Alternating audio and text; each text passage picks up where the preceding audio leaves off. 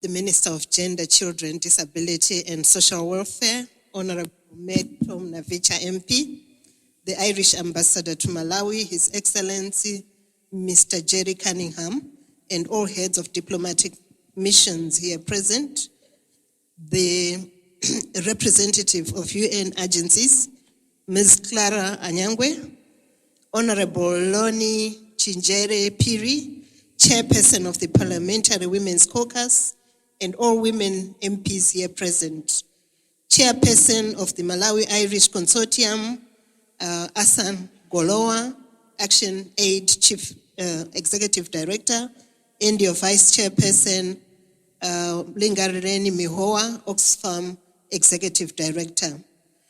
The Director of Gender Affairs, Ms. Mercy Safalao, the Secretary General of Malawi Congress of Trade Unions, the Executive Director of Employers Consultative Association of Malawi, ECAM, heads and members of INGOs and NGOs here present, all protocols observed, distinguished guests. Good morning, ladies and gentlemen. I think we have had quite a mouthful since this morning. We have heard about the study that was commissioned by the Malawi Irish Consortium on Gender-Based Violence. The study was done by the Generation Institute of Gender and Development to conduct this study in 6 districts.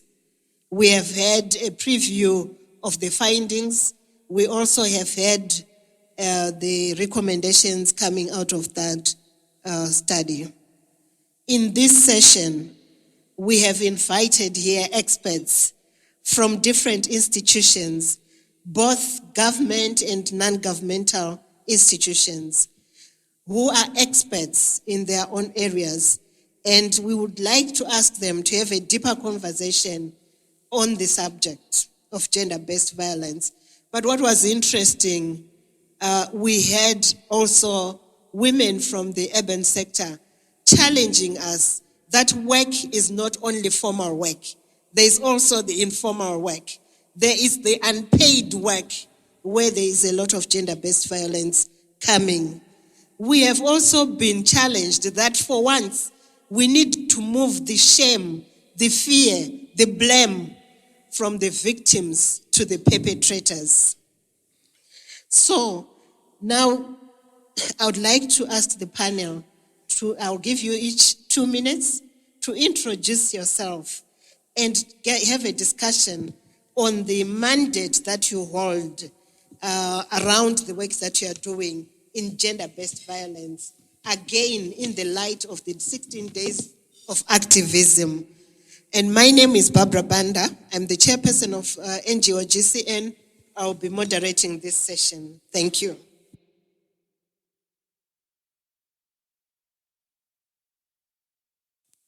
Good morning, everyone. My name is Regina Matengo from Self-Help Africa, representing the MICGBV. As Self-Help Africa, we are into agriculture and providing agriculture to rural farmers, but also ensuring gender equality throughout all our sustainable livelihoods programs. But I will talk more about the MICGBV, and I think a lot has been said already in the morning on the consortium being a collaborative effort to end gender-based violence globally against women and girls. I will not talk much because already the few presentations have been talking about the work, but I'll share that this year we are building on the work that we did last year on gender-based violence. We focused our work more on GBV affecting the informal sector, and we focused our work on the rural farmers. Basically, last year we had discussions with the district-based stakeholders, and we then had a national event. But we managed to bring out issues that were affecting rural farmers, and that was not coming out in most of the campaigns. So as much as we are talking about ending violence in the world of work, we realized that there was a gap affecting the women in the informal sector. So this is a continuation of the work that we began last year, and we are still looking at issues that are affecting the rural women or the women in the informal sector as well. I would also like to echo what the previous speaker said, that most of the times this form of violence are not recognized. So for example, women facing violence along the agricultural value chains, women who are domestic workers, and women who are doing small businesses. So this has been our focus from last year, and we hope that as we continue with our campaign and as we continue to advocate for ending violence in the world of work, we always remember to include these women in the informal sector and small businesses. Thank you. I want to be more direct with my questions. Can we give the mic to MCTU? So this report has raised a number of issues, including increased prevalence of the rate of gender-based violence in the world of work. As MCTU, what is your understanding of gender-based violence in the world of work, and how does this reflect on the ground? Thank you so much. As already indicated, my name is Dennis Kaleken. I'm the Secretary General of Malawi Congress of Trade Unions. Of course, the mandate of our organization is derived from the Republican Constitution, particularly sections 31 and 32, which talks about freedom of association and the freedom of joining a trade union. From the workers' perspective, I think we do understand gender-based violence as a range of unacceptable behaviors and practices or threats, whether single occurrence or repeated, that aim at or result or are likely to result in physical, psychological, sexual, or economic harm. And this includes gender-based violence and harassment directed at persons because of their sex or because of their gender, while affecting persons in particular of particular sex. Now, I think from the definition, it is evidently clear that when we are talking about gender-based violence, we are talking about a specific group of people that is so vulnerable in the process. And from the presentations, and even from our own perspective as workers, women are the most victimized persons in the process. We are all aware, I think from the lady of Lilongwe, rural women, indicated, we are aware that the informal economy is booming quite a lot in the country. And I think this is a sector that is highly unregulated. And because of that, I think women are forced to work in precarious conditions, and therefore they are victimized in the process. In the formal economy, I think much has already been highlighted. That from recruitment processes, we would like to indicate as Malawi Congress of Trade Unions that we have received several reports from our trade union affiliates that the issues of gender-based violence are also rampant during the recruitment processes, to the effect that we find some undeserved ladies acquiring positions, acquiring jobs on the premise that they were able to offer themselves, to offer what they may call a carpet interview. Even during the execution of work itself, I think that has already been highlighted as well. When promotions are being advertised at a workplace and the women are trying to compete, I think issues of gender-based violence also occur in that process. would like to indicate as Malay Congress of Trade Unions that it is very, very sad that violence and harassment have been one of the most tolerated evil and violence for a long time in our workplaces. And I think this is basically because we do not have some critical instruments that should be able to guide the process of trying to deal with this issue. And I think I'll be quick to indicate that Convention 190 is one of the best instruments. I'm glad that from the speech of the Honorable Minister, she has already highlighted that government is committed to actually ratifying that. And I think this is the best way. But also ensuring that at each and every workplace, we have policies towards gender-based violence that are actually well sensitized to the masses, and they are also able to protect those people that are able to report such cases. So thank you so much. As the workers' perspective, I would like to indeed endorse here that there is rampant gender-based violence in the world of work. Thank you. Thank you, MCTU, who are acknowledging here the prevalence of GBV in the workplace. So as we are listening to the panelists, let's be also taking out questions that we can ask them so we can dig deeper into these issues. We want to now move on to the Ministry of Labour. And as the ministry, kindly articulate your mandate and also give us a reflection on what is on the ground. Thank you very much. I'm Linda Kawamba. I'm the Assistant Labour Commissioner in the Ministry of Labour, responsible for industrial relations. The ministry is mandated to ensure that we have social justice and harmonious working relations in the workplace. And our mandate as well emanates from the Constitution. We also, under the Constitution, we've got other pieces of legislation like the Employment Act, the Labour Relations Act, Workers' Compensation, as well as Occupational Safety and Health, and the Pension Act.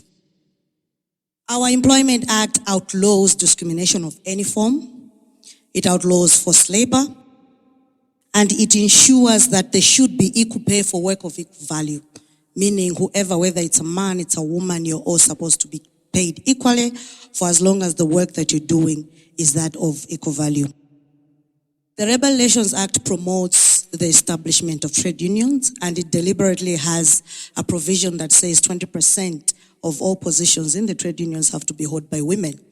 That was done to ensure that the issues of women are articulated in all the workplaces that are going to be working. And on the ground, what we have seen is, I think from the study that has come out very clearly, there have been very few cases that have been reported, if we can even go back. Very few women would come up in the open to report. I think so far maybe we only have about 6 cases that have been reported in the different districts, especially I think we had 2 in Chikwawa, we've got 2 in Kasungu, in Lilongwe, and Karonga. And unfortunately, the cases have been in the formal and in retail. Mostly has been in retail sector. And the perpetrators have been the Chinese and the Indians, I should say. And it's always the other women, they even went ahead to say, we thought it was part of other duties assigned. You see? So that's how they interpreted it, to say, I'm employed, yes, as a shop owner, or as a shop servant in that. And then they were requested maybe at lunch hour to perform some other work, in quotes, that to them they interpreted it as part of the other duties assigned. So you could see that there's that gap, that people don't know what is harassment in the world of work. And because of the desperation to maintain and keep my job, you find that they would tolerate that. And those cases will only be reported to the labor office after the job has been terminated. Maybe at some point in time they decided that this I will no longer do. And then when they've been fired, then they would come to complain, and then the cases now would come up. So you go to us to say, why didn't you come all this while? And then she was like, no, I didn't know. I thought it was part of my duty. So we could see that there's a gap for people to really understand what it is that sexual harassment is all about. There's a lot that has been done, for instance, on HIV/AIDS, and people have now workplace policies. And I think under the Gender Equality Act, there's a provision that each and every workplace has to have a policy. So we can do the same for sexual harassment. And the coming in of the Convention 190, which was adopted this year at the 2019 ILO conference, is a big step, because most member states felt that these are cases that are very difficult to handle. Steps haven't been put in place, and even the legal provisions, they fall short on how to address such cases. So I think we're moving towards a good direction, in that I can see from the forum here and from what the Honorable Minister said, that Convention 190 will actually go a long way to help address and curb the challenges that we're currently facing in the world of work. Thank you. Let's go to the Industrial Relations Court. We have heard from the report that there are cases pending since 2006. What is it that is stalling those cases? Thank you very much. My name is Chimamweka Moore. I'm the Industrial Relations Court chairperson. Our mandate, basically, as an Industrial Relations Court, is to handle all employment and labor matters. Indeed, cases are stalling, but we have a number of challenges, as the report has alluded to. Firstly, we have the issue of panelists. Panelists are part of the court quorum. I, as a judicial officer, and my deputies, we cannot sit alone in the court. We need panelists to sit with us in every full trial. Now, these panelists are set by the law in the Labor Relations Act, Section 67. These are people who are fully employed somewhere else, in full-time employment. So you can imagine they need to spare time to come sit with us at the court full-time. That's a huge challenge. The other challenge is, as a court, physically, we are just present in Lilongwe, Blantyre, and in Zeus. Yet, Malawi has several districts where we are not present, and we need to handle all cases from those districts. So even staffing of the judicial officers, apart from the panelists, is an issue. The other issue is the funding to go and do court circuits in the districts. That's another challenge. There's a recommendation, which we are very glad that it has been highlighted in the report, to open the Eastern region. But the opening itself needs a lot of resources, human and financial. We need the office equipment. We need a structure to house the court, and also a number of things which, looking at the people who are here, we hope people will intervene and help us. We really need your help. Thank you. What kind of cases have you been handling? What complaints have come your way around gender-based violence? If you could introduce yourself and your mandate first. Thank you very much.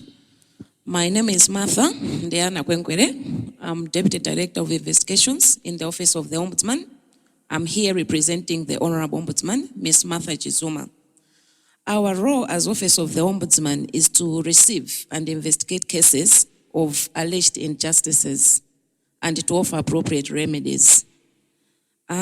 We also have a mandate to look into issues of human rights as provided for by the Constitution under Section 46, 2 and 15. So coming to the cases that are before us, like the gender-based violence cases, we have a role to investigate such cases and also to provide information through what we call like civic education, because we also have programs for civic education in our office. So usually we have mobile clinics whereby we go out to different districts to sensitize people on their role, even on their rights, so that they're able to have knowledge on how they can assert their rights.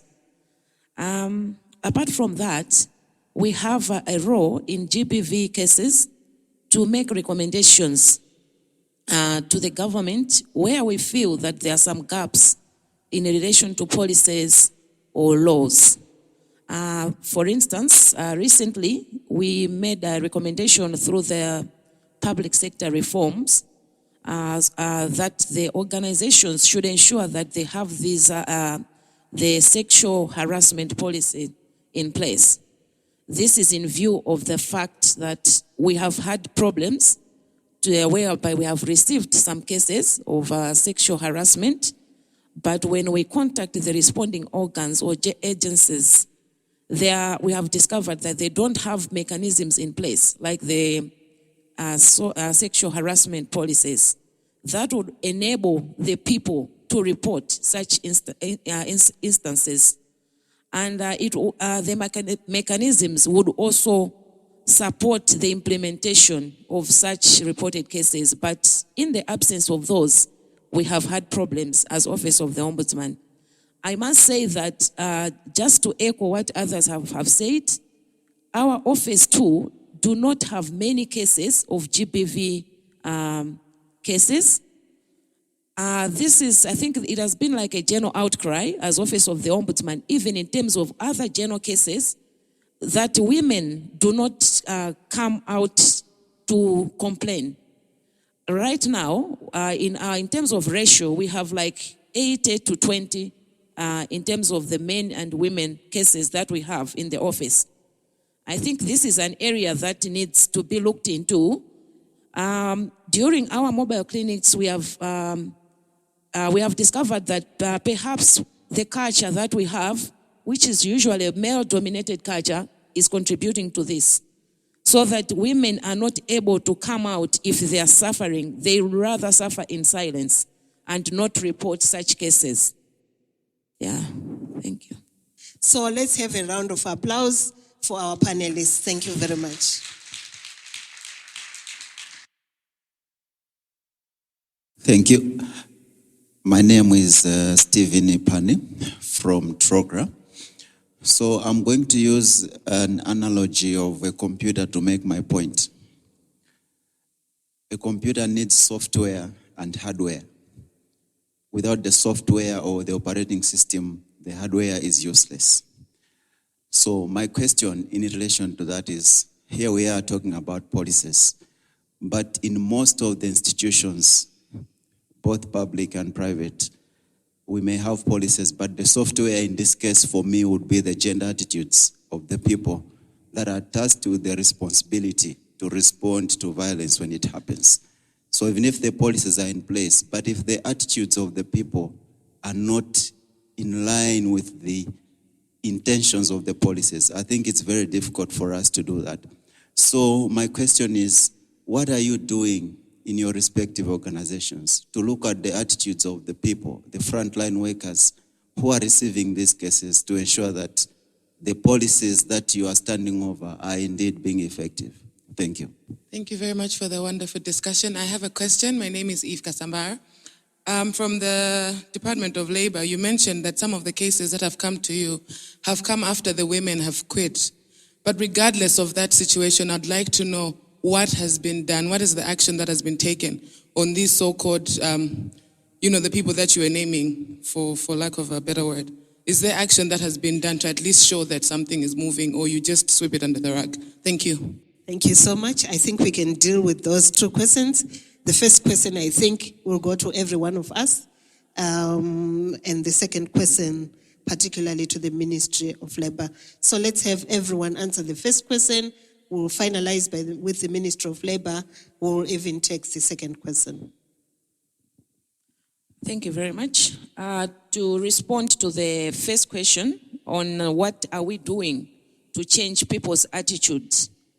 As Office of the Ombudsman, as mentioned earlier, I said we have these mobile clinics whereby we go out and sensitize the people. You know, public who are not sensitized or who don't have the knowledge cannot be able to enforce or to take up issues against their rights. But if they are well informed, we believe that with time, attitudes may change. I think you may agree with me that attitude is something which takes time to change. But with the information that we give to the people out there, even to the women out there, to encourage them to report. At least we know that once they report, we can be able to be changing attitudes even for the people who resist these type of changes that are coming through. So giving enough knowledge to the people would actually change this attitude. It may take time, but every change begins with a small step.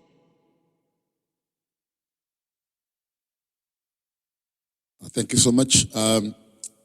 I think as MCTU, we always make sure that at each and every workplace, we should institute a trade union. Of course, we still have challenges. There are some employers who are not so accommodative, but because, as already indicated, we are backed by the law, we will ensure that each and every workplace has a trade union. And based on that, therefore, we do conduct trainings to leadership of various trade unions and also the membership at large. And I think such type of trainings would include sensitization of issues which concern gender-based violence. I must indicate that it's a bit difficult because here is a situation whose victimized personnel are mostly women. And we are talking about a situation where people probably have been undressed. And issues of culture therefore come in. And I would like to agree with the Ombudsman here that sense of attitude has definitely to be looked at critically. People are ashamed to come out in the open. You may sensitize them, but one is going to be feeling that if I come into the open already, there will be discrimination. And I think these are critical matters, but we are not going to give up. I think we're still moving on, ensuring that everybody has knowledge, everybody has the capacity to report when such issues occur. Thank you so much.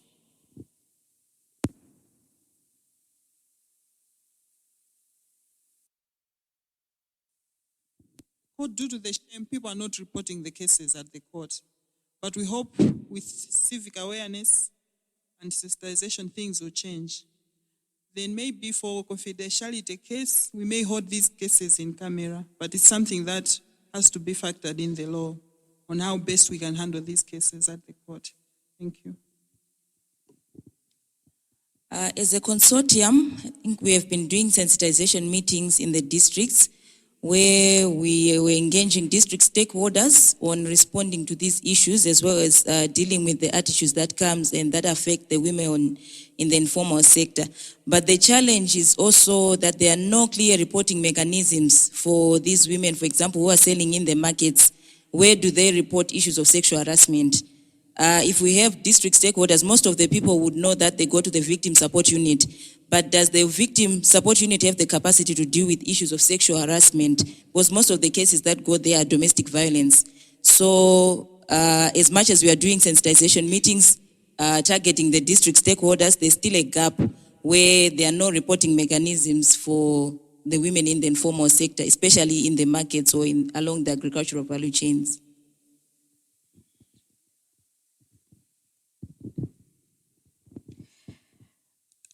I think I'll start the first question. It all goes back. Starting point is everybody here has got a role to play. Because the attitudes that we develop and we take to the workplaces, they come from our homes, they come from our families, they come from our communities, they come from our villages. So what are we doing at that grassroots level? Because that's where we need to start from. The people that we are defines from where we're coming from. If where you're coming from, you look down upon a woman, it's very difficult, no matter how old you grow, no matter how many sensitization meetings you have, for you to change that attitude. So we need to start from, people always say, start with the kids when they're small. What are we teaching our children when it comes to relations between a man and a woman? How are we relating? Because we need to be exemplary. So we, the ones who are making all these policies, have to be in the forefront to ensure that we're exemplary. So that people who are coming from behind will also see us as role models. Then that way it makes it easier to transform the world of work, because then they relate to what they were taught when they were growing up. So it's not something that will happen today, as my colleague from the Ombudsman says, but it's something that we need to take one step at a time, and we have to move together. Now, as back to the cases that were reported from the Labor Office, as for the Chinese, he was under a World Bank contract, and his contract was terminated. His TEP revoked, and he was deported. So there was some movement that was made there. The other offender was sent to court, and we are yet to get the finalization of the cases. I think there were 2 cases that have been sent to the courts. The other offender was actually dismissed from employment because of the case. The employer, I think, I had never seen an angry employer like that one, but he just simply said, I will not have this in my organization. So the guy was dismissed. The other case, the woman decided to withdraw. I think the reason came up very clearly in one of the presentations, whereby she was afraid that her marriage will crumble. Because she knew that if it goes public, trust issues now come in. To say, then there must be something more that happened to you that you're not coming up. So the case was actually withdrawn by the one who was offended. So that still shows that we're yet to have clear steps on how to handle. We as a society also don't accept that such things do happen. We can't live with a person who has gone through that as your partner in the house. So like I said, that we'll have to work as a team and from where we are coming from so that we can move the journey together. Thank you. Okay, so I would like to thank our panelists for giving us their insights. We have had a journey into their institutions. We know what is happening where. We have heard from them that the structures are in place, the statutes are there. We have got gaps. We've got gaps in terms of resources, both human resources and financial resources. We have got gaps in terms of policy implementation. And we have also been advised that this war is about all of us. So it's not enough to come here and hear about these things. Live with the same attitude. The issues of attitude, they take personal decision to say, I am not going